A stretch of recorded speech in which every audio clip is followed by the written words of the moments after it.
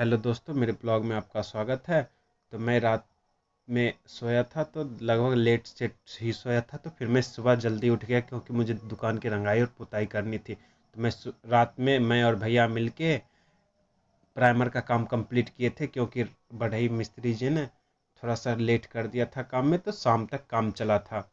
तो फिर मैं धीरे धीरे काम कंप्लीट करवाया था। फिर मैं और भैया मिलके प्राइमर का काम कंप्लीट किया। रात को 10-11 बज गया था। तो फिर हम भैया सो गए थे। फिर मैं सुबह सुबह उठ के चल दिया था पेंट करने।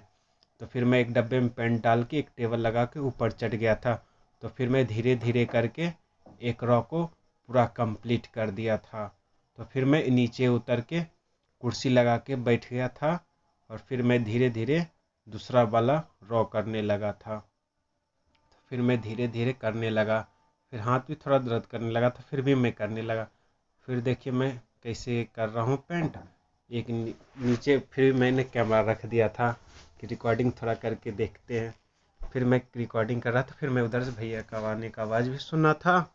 तो फिर मैं उधर से भैया देखिए आ रहे थे। तो फिर भैया पूछने लगे कि काम कैसा चल रहा है।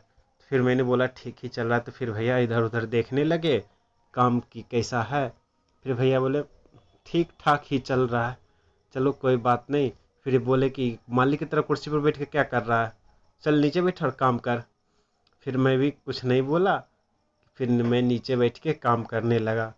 फिर मैं धीरे धीरे काम कंप्लीट करने लगा धीरे धीरे करके। तो फिर मैं देखिए नीचे बैठ के भी सारा काम कंप्लीट कर दिया था। फिर मुझे भूख भी लगने लगी थी और फिर हाथ में बहुत ज़्यादा दर्द भी होने लगा था। फिर भी मैं काम करने लगा था।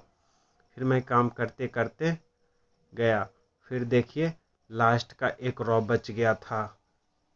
फिर भी मैं कहा चलो कोई बात नहीं, हाथ ही दर्द कर रहा है तो कोई बात नहीं, थोड़ा देर चलेगा। फिर मैं काम करने लगा। तो फिर मम्मी उधर से आवाज़ दी चल खाना रेडी हो गया, चलो खाना खा लेना फिर आके काम करते रहना, क्योंकि मैं दिन से भी कुछ नहीं खाया था तो भूखा ही था।